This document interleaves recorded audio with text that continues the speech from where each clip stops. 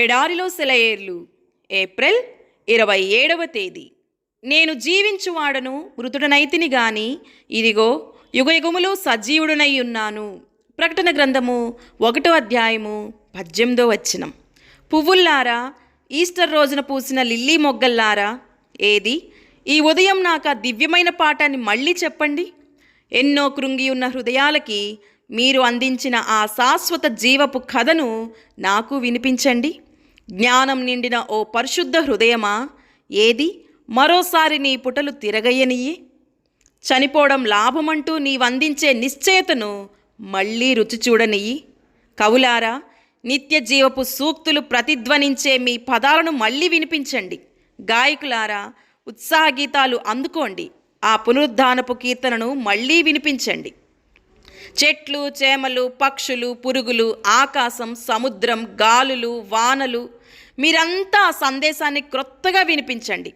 కిలకిలలాడండి, ప్రతిధ్వనింపజేయండి. ప్రతి అణువులోనూ ఈ మాట స్పందింపజేయండి. గాలంతా ఈ నినాదం నింపండి. మళ్ళీ మళ్ళీ మళ్ళీ మళ్ళీ ఆశ నిశ్చయితగా మారేదాకా, నిశ్చయత అంతా ప్రత్యక్షతలో కేంద్రీకృతం అయ్యేదాకా గానం చేయండి. పౌలులాగా మనమంతా చావుకెదురైనప్పుడు జయగీతాలతో, విశ్వాసపు స్థిరత్వంతో, పవిత్రతతో, పొంగిపొరలే వదనంతో అతిశయించేంతవరకు పాడండి. సమాధి దారిలో మృతుణ్ణి మోసుకుంటూ శోక వదనాలతో మౌనంగా సాగే మానవుల్లారా, సమాధుల వంక ఈ రోజుకి చూడకండి. కళ్ళెత్తి దేవుని మహిమని కలకాలం కనుగొనండి. కన్నీళ్ల కాలం కదిలిపోయింది. పునరుద్ధాన పుష్పాలు పకపకమన్నాయి. హృదయాలు పులకరించాయి. గుడిగంటల పిలుపుకి బదులు పలికాయి. క్రీస్తు ఇప్పటికీ మృతుడై ఉంటే, మరణపు చెరలో మ్రగ్గుతూ ఉంటే, పాతాళ కూపం నుంచి విముక్తుడు కాకుంటే, నీ కన్నీరు తుడిచేవాడు లేకుంటే, నిరాశకి తావుంది, దుఃఖానికి చోటుంది. కానీ లేచాడాయన కట్లు తెంచుకొని, మానండిక నిట్టూర్పులు ఇది గ్రహించుకొని, కనీసం రేపటి వరకు ఈ రోజుకి మానండి చిరాకు. ఒక పాస్టర్ గారు తన గదిలో కూర్చొని తాను ఈస్టర్ రోజున ఇవ్వవలసిన ప్రసంగాన్ని రాసుకుంటున్నాడు. హఠాత్తుగా ఒక ఆలోచన ఆయన మనస్సుని మెరుపులా తాకింది. ప్రభువు ఇప్పుడు బ్రతికి ఉన్నాడు.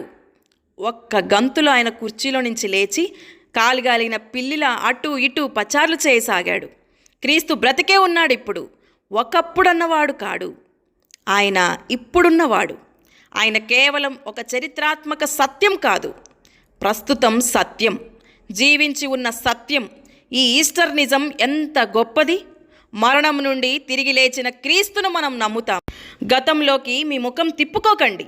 ఆయన సమాధిని ఆరాధించకండి. బ్రతికి ఉన్న క్రీస్తుని ఆరాధించండి. ఆయన సజీవుడు కాబట్టి మనం సజీవులం, ఎప్పటికీ సజీవులం.